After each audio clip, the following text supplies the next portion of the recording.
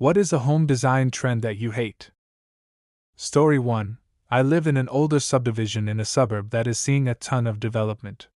Mostly McMansion-type subdivisions are going up everywhere. There's two things about these areas that drive me nuts. First off, why do these developers hate straight roads so damn much? Trying to navigate through a newer subdivision is the biggest pain in the ass because roads always seem to turn back on themselves. That shit is dumb. Second, why cut down every single goddamn tree you see and then plop down a bunch of big, ugly-ass houses with zero personality, and then plant a bunch of little baby trees? Why would anyone want to live in a house with no trees anywhere? If they spent any amount of time planning what they're actually trying to build, they could very easily leave large trees and patches of nature in yards, or between houses. Instead, they treat the development like a kid playing The Sims. I effing hate new housing developments. They all look horrible, and since most of them have HOAs, it's probably a bigger pain in the ass to live in one. Story 2. Whenever I see pics of McMansions, all I can think about is how much it would cost to replace their roofs.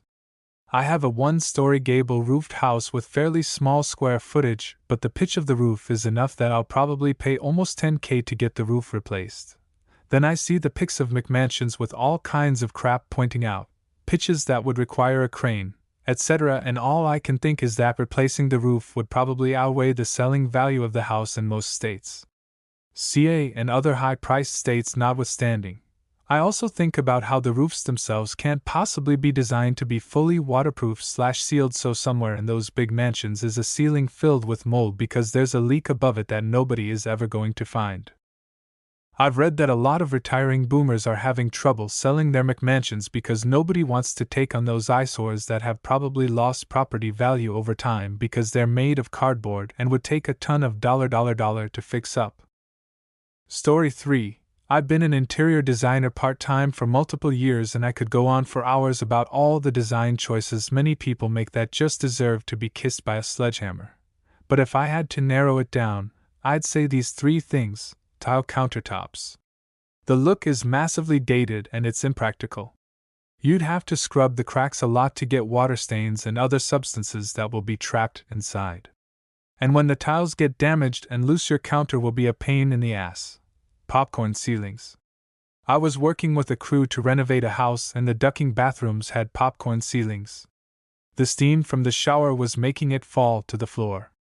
Ridiculously tacky. Avoid popcorn ceilings and just paint it. All white interiors. Just writing that irritated me. An entire white room psychologically bothers me. No color whatsoever.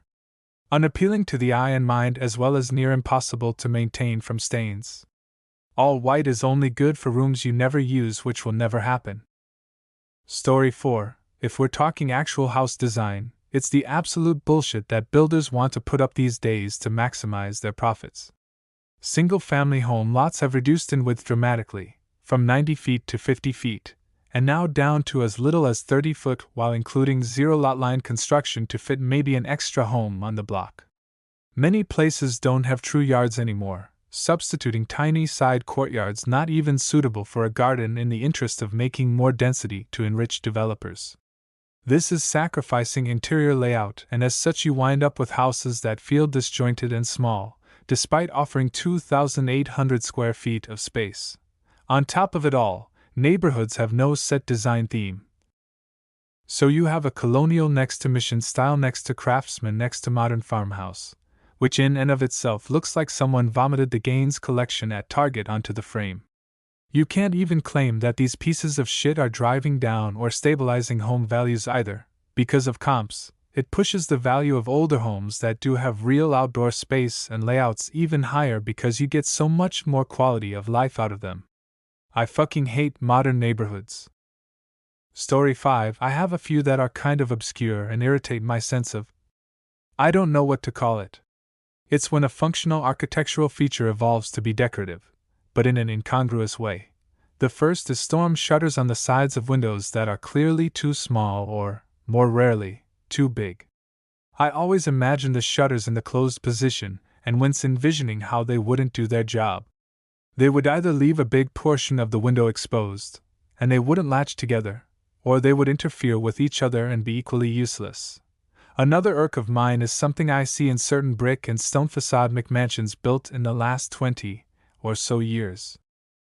I'm talking about having a keystone set above a horizontal, non-arched, window or doorway.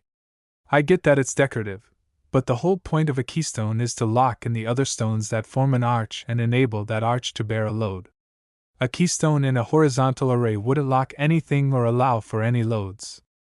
It's pointless. The last one is roll-up residential garage doors with non-functional pull handles affixed to the front, as if it's an old-style bifold door found on an old shed or carriage house. These are often accompanied by antique-looking iron strap hinges on either side that aren't really attached to anything other than the door itself. Story 6. Those light fixtures that are like a bare bulb surrounded by thick metal bars in a cube or some three-dimensional shape. It's like they took the DIY/industrial trend of the early to mid-zeros and then tried to make it look fancy. But it just looks weird/terrible, gray everything. When we moved, the paint store lady kept pushing the cool grays on us, saying we don't want warm/no one does warm. I know what I like and don't like, lady. Giant clocks. Anything with words, but particularly those signs that have a bunch of different fonts and different sized words and say something mind-numbingly stupid. Track lighting/pot lights. When people paint wooden built-ins white in old houses. Kills me. Story 7. Carpet. Anywhere in a house. When I ripped out the last of the carpet from a staircase in my house, I collected ice cream pails of dirt and dried up glue and fuzz, and I don't want to know what else from underneath it. Ugh, it gives me the heebie-jeebies knowing that I could be walking around on decades of mine and other people's filth that vacuuming can never truly eliminate. And so often, at least in older homes, there is hardwood underneath. Sure, you might have to do some refinishing, and maybe it creaks a little, but the character is worth it. You can always buy a rug, washable and replaceable, or do like I do and wear some slippers if it's cold on your feet. I'm also not a fan of split-level homes. You walk in and boom, first thing you see is just a ton of stairs, usually carpeted, nauseated face. You're never really upstairs or downstairs, just kind of halfway up or down. And then your deck is dangerously high off the ground, and your lower-level windows are right at ground height for burglars. Story 8. My dad had a split level when I was growing up, and I hate them. Downstairs was just a big empty room, plus the laundry and garage. They crammed all the tiny bedrooms and the living space upstairs, so not only could everyone hear everything, but you had to haul everything up and down the stairs no matter what. Laundry? Haul it down and back up. Groceries? Haul them up.